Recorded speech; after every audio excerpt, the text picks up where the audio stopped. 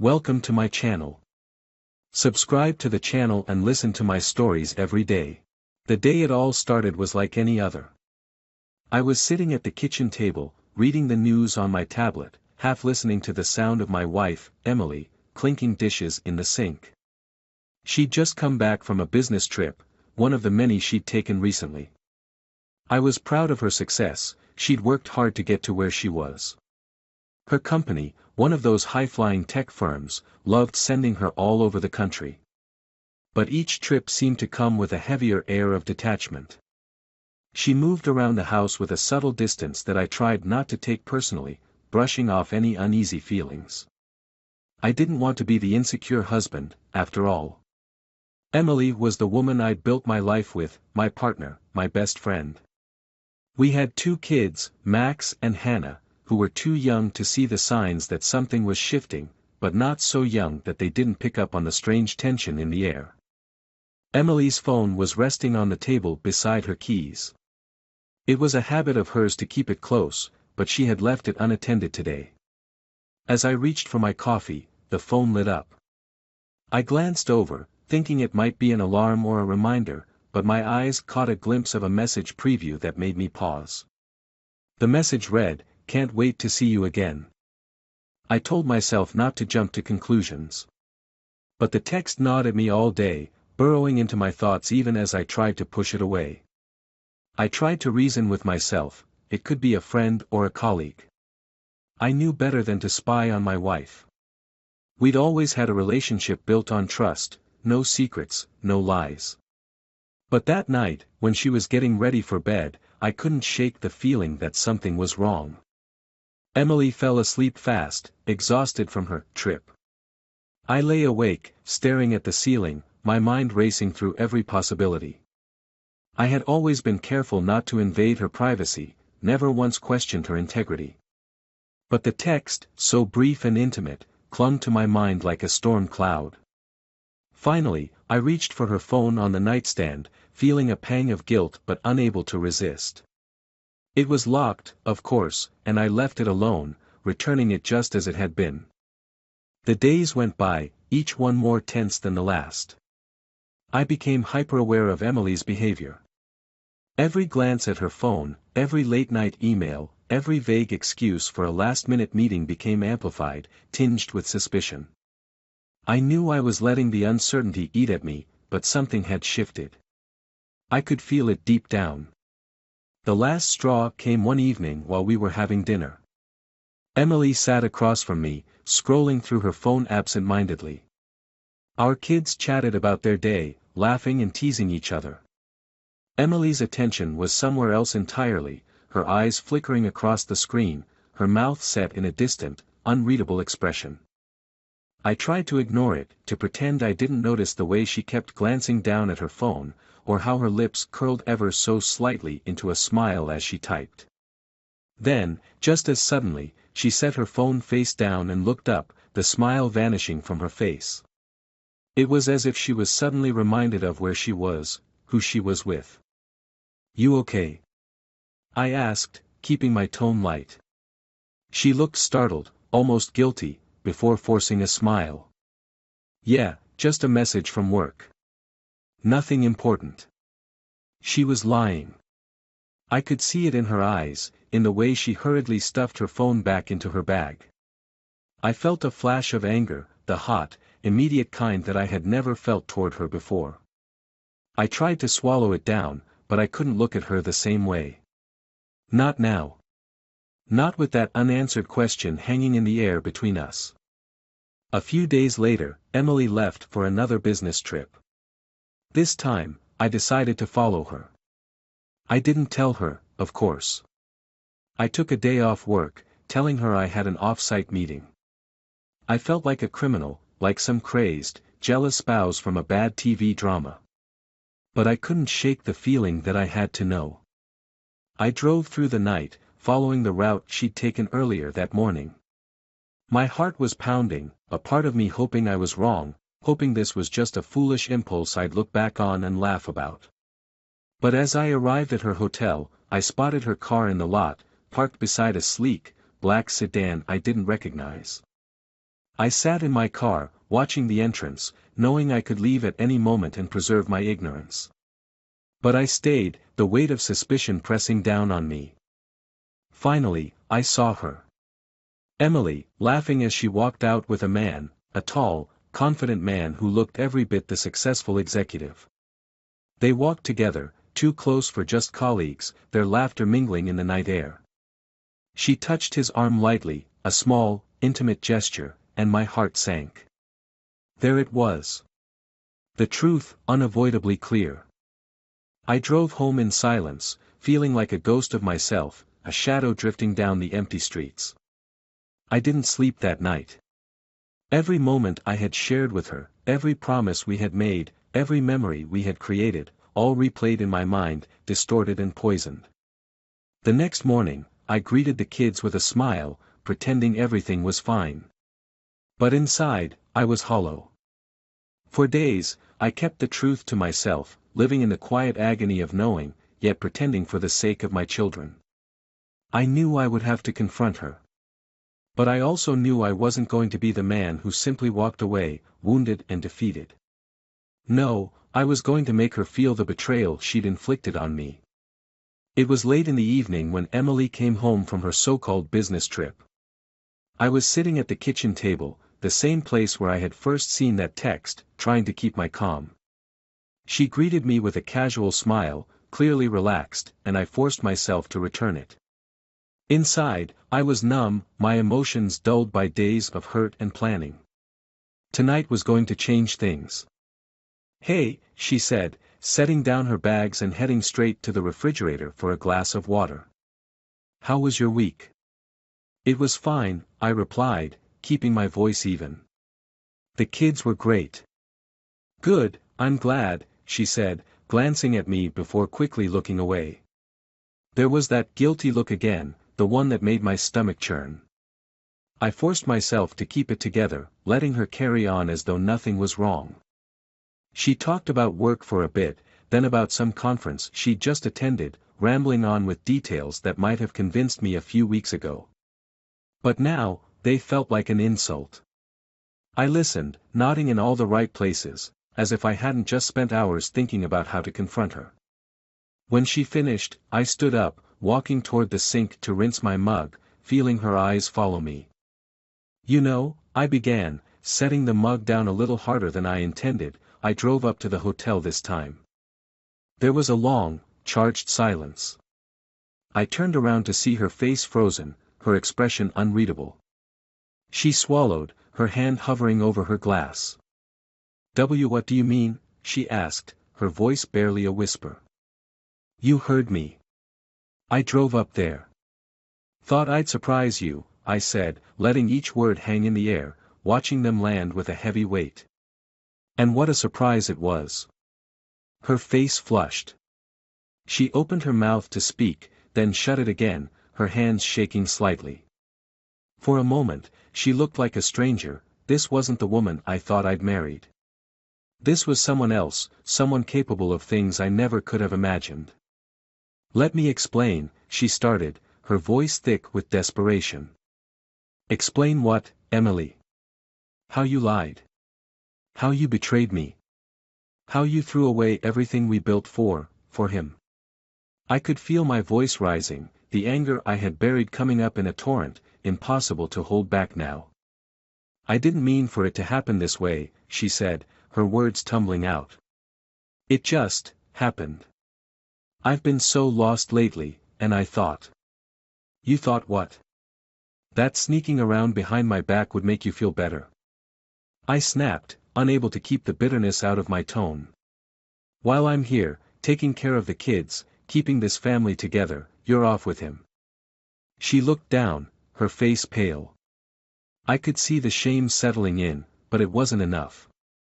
It didn't change what she'd done, didn't undo the hurt she'd caused. I wanted her to understand the depth of the betrayal, to feel it as I had felt it, every night I spent wondering where she was, what she was doing.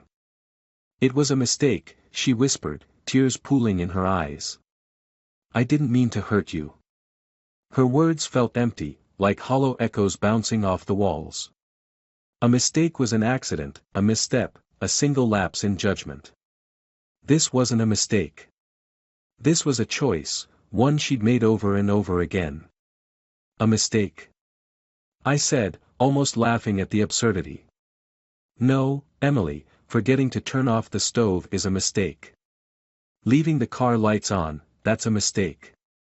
This was something else entirely. She sank down onto one of the chairs, her face buried in her hands. I watched her, feeling a strange detachment. The pain was still there, simmering beneath the surface, but I couldn't let it show. Not now. I'd spent days thinking about how this moment would go, how I would keep my control. She deserved to see the version of me she hadn't counted on. I didn't know what else to do, she said, her voice muffled. I felt empty, like I'd lost myself. This isn't about you, it's about me. I shook my head, the anger sparking to life again. Don't try to make this about some existential crisis, Emily. You don't get to pin this on some need for self-discovery. You had a choice, and you made it. You knew what this would do to me, to our family, and you did it anyway. She lifted her head, her eyes bloodshot, but I couldn't feel pity for her. Not anymore. I didn't know how to tell you, she said, her voice pleading, as if that would somehow make it better. So you didn't. You just let me believe we were fine, that everything was perfect. I took a step closer, crossing my arms. Well, now you don't have to worry about telling me. Because I know. I know exactly what you've been doing, and I know what kind of person you are. The words hung heavy in the air, and I could see them cut through her. For once, the mask was gone, and I saw the raw regret and shame she tried to hide. But it didn't change anything. I had made up my mind, and nothing she said would sway me. So what happens now? She asked, her voice barely audible. Now. I said, looking at her with the cold resolve I'd spent days building up. Now, we're done. I walked out of the room, leaving her there, her sobs quiet and broken. Upstairs, I checked on Max and Hannah, who were sound asleep, blissfully unaware of the chaos that had shattered their home. I didn't know what the next steps would be, there were so many decisions to make, so many loose ends to tie up. But as I watched them, I knew one thing for certain. They would be my priority now. Not her. Not anymore. As I closed the door to their room, I felt the weight of finality settle over me. This was the beginning of the end, a fracture that would never fully heal. But it was also a new beginning, a chance to reclaim my life, to rebuild without the lies and deceit that had tainted our marriage. I went to bed alone that night, lying in the dark, feeling the emptiness beside me. It would take time to get used to, but I welcomed it. It was better than pretending. Better than holding on to something that was already broken beyond repair. And as I lay there, I began to feel the faint stirrings of something I hadn't felt in a long time, freedom. The days following my confrontation with Emily were a blur of motion. There were kids to take to school, work deadlines to meet, and a house full of memories that I now wished I could tear down. I'd set up a meeting with a lawyer and begun dividing assets, determined to get through this without losing more than I already had. My mind kept going back to that moment in the kitchen, to Emily's face when I told her we were done. It had been as if she realized, for the first time, what her actions had truly cost her. The worst part was pretending everything was normal for the kids. Max and Hannah deserved to live in a world where their parents loved each other and everything was stable. But that world was gone now, replaced by something hollow, a facade that I could barely keep up. I didn't tell them right away, I couldn't bear to see the pain in their eyes, to tell them that the family they'd grown up with was fractured. So for now, I kept going through the motions, keeping my hurt buried deep beneath a forced smile. At night, the house felt like a foreign place. Emily had taken to sleeping in the guest room, and though we barely spoke, the silence between us was loaded. Each morning, she'd get up early, make breakfast for the kids, and leave for work without a word to me. There was no apology, no attempt to repair what she'd broken. It was like she'd resigned herself to what was coming, unwilling or unable to fight for what we had once shared. One evening, after I'd tucked Max and Hannah into bed, I sat alone in the living room, nursing a glass of whiskey and scrolling through old photos on my phone. The images felt like remnants from another life, birthdays, anniversaries, vacations where we'd all laughed and loved like any family. I stared at a picture of Emily and me, taken on our 10th anniversary. We'd gone to a quiet restaurant by the beach, shared wine, and talked about the future as if it was something bright and promising. But that version of us was gone now, lost to whatever had driven her to seek comfort in someone else's arms. The sound of footsteps pulled me out of my thoughts. Emily stood in the doorway, watching me. She looked worn, her eyes shadowed with a weariness that seemed to mirror my own. "Can we talk?" she asked, her voice hesitant. I didn't move, didn't even gesture for her to sit. "About what?" She crossed the room, taking a seat on the edge of the armchair across from me. Her hands were clasped tightly, her knuckles white. "I want to explain," she said. "I know it might not matter now, but I need you to understand." A part of me wanted to tell her to leave, to stop tormenting me with the empty words that wouldn't change anything. But another part, the part that had once loved her, that had built a life with her, wanted to hear what she had to say. "Go ahead," I said, my voice rough. She looked down at her hands, then back up at me, her gaze filled with regret. "I know I can't undo what I've done, and I know that nothing I say will fix this. But I need you to know, it wasn't about you. It was about me, about feeling like I'd lost myself somewhere along the way." I scoffed, unable to hold back the bitterness. "So you found yourself in someone else's bed?" She winced, but didn't look away. "I don't expect you to understand. I barely understand it myself. But somewhere, in the middle of all the work trips and responsibilities, I felt like I wasn't even a person anymore. Just a role. The wife, the mother, the employee. I felt invisible." Her words cut deeper than I'd expected. I'd spent years trying to build a life that would give us both security, happiness, a sense of accomplishment. But she spoke as if all that meant nothing, as if I'd somehow failed by doing the very things I thought were keeping us together. "And you think I haven't felt the same?" I shot back, the anger rising in my chest. "You think I don't feel the weight of everything we have to manage, of keeping this family going?" "I'm not saying that," she replied quietly. "I'm just saying. I needed to feel something different. And he made me feel like I mattered, even if it was just for a moment." The word stung, sharper than any insult. I felt my hands clench around the glass, struggling to keep control. So what was I then? Just part of the routine? The safe option while you went looking for excitement somewhere else? She shook her head, her face etched with regret. "No, it wasn't like that. I love you, I still love you.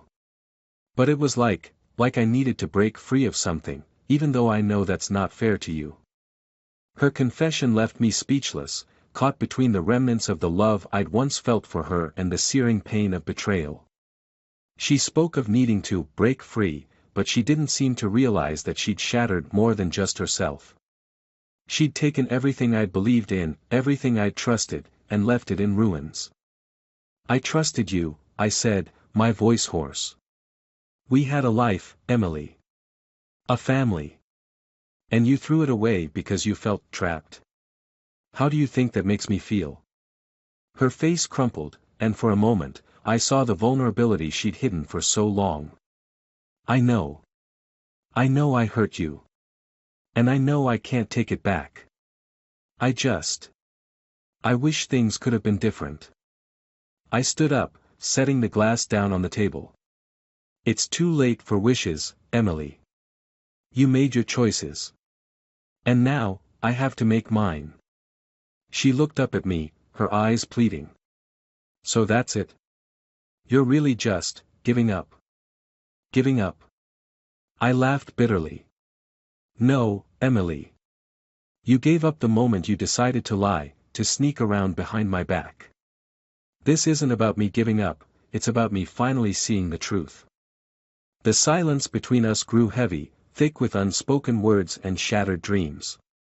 She seemed to realize, at last, that there was no going back, no fixing what had been broken. For the first time, she looked truly defeated, as if the weight of her actions had finally settled on her shoulders. Without another word, I walked past her, feeling the cold resolve settle in my chest. I went upstairs, stopping by the kids' rooms to check on them. They were fast asleep, peaceful and unaware of the storm raging just beyond their doors. I knew that soon, they would have to know, that the truth would fracture their world as it had fractured mine. But for now, I would let them rest, shielded from the harsh reality that awaited us all. As I looked at their sleeping faces, I felt the weight of the decision I was about to make. I'd thought that confronting Emily would give me some sense of closure, some relief from the pain. But standing there, I realized that the road ahead would be long and difficult, filled with moments I wasn't sure I was ready to face. But as I turned to leave, I knew one thing for certain. I wouldn't be walking this road alone. My kids were my anchor, my reason for moving forward, even when everything else had fallen apart. They were my strength, the reason I'd pick myself up and rebuild, no matter how long it took. And as I closed the door behind me, I took a deep breath, feeling the first flickers of determination light within me. I had lost one life, one future. But I was ready to start building another, brick by brick, moment by moment, until the past was nothing more than a scar I could look back on with strength, rather than pain. A few months had passed since I'd filed the divorce papers. My life had become a series of practicalities and routines, a steady march of responsibilities that filled each day. The kids seemed to be adjusting, children are resilient like that. They asked fewer questions now and went about their lives with the simple, unburdened innocence of youth. But there was a distance between us that hadn't been there before, a hesitation I could feel whenever I looked at them, as though they, too, had begun to sense the fractures in our once solid foundation. Emily moved out a month ago. She'd taken an apartment on the other side of town, a modest place where she saw the kids on weekends. We kept things cordial for their sake, exchanging messages about schedules, drop-offs, and doctor's appointments. But each message, each polite exchange, felt like a knife twisting deeper into the wound. It was a Saturday morning when my phone rang. I was standing in the kitchen, pouring cereal for Max, who was happily watching cartoons. Hannah sat across from me, nose buried in a book. I answered without looking, thinking it might be Emily asking about the kids. But the voice on the other end wasn't hers, it was a police officer. I gripped the phone tightly, his words washing over me in a wave of surreal shock. "Are you sure?" I asked, barely recognizing my own voice. "Yes, sir." "We're very sorry," he said. "There was an accident. We believe your ex-wife was driving home late last night. Her car went off the road and, she didn't make it." I barely managed to thank the officer before ending the call. My heart pounded, and my hands shook as I stood there, stunned. The kids were oblivious, still immersed in their own worlds, innocent and blissfully unaware of the tragedy that had just altered their lives forever. I couldn't process the enormity of it, the raw finality of her death. In one fell swoop, everything I'd believed I'd come to terms with, all the anger, the hurt, the plans for a future without her, they suddenly felt trivial, small. Later, after I found the strength to sit the kids down and tell them, they wept in my arms, clutching me as though I were the last piece of solid ground they had left. I held them, my heart breaking not just for them but for all of us, for everything that could have been, and everything that was now lost. The days that followed were filled with phone calls, arrangements, condolences. Friends and family came by, bringing food, offering help, trying to fill the void with gestures and words. But the ache persisted, deep and relentless. And with it came guilt, a guilt that gnawed at me day and night. I had wanted to be free of her, had prayed for a life untouched by her betrayal. But I had never wanted this. I had never wanted her gone. As the funeral approached, I found myself replaying our last conversation in my mind, over and over. Her quiet regret, her words about feeling lost, and that look on her face when I told her it was over. I had been so resolute, so certain that walking away was the only way to save myself.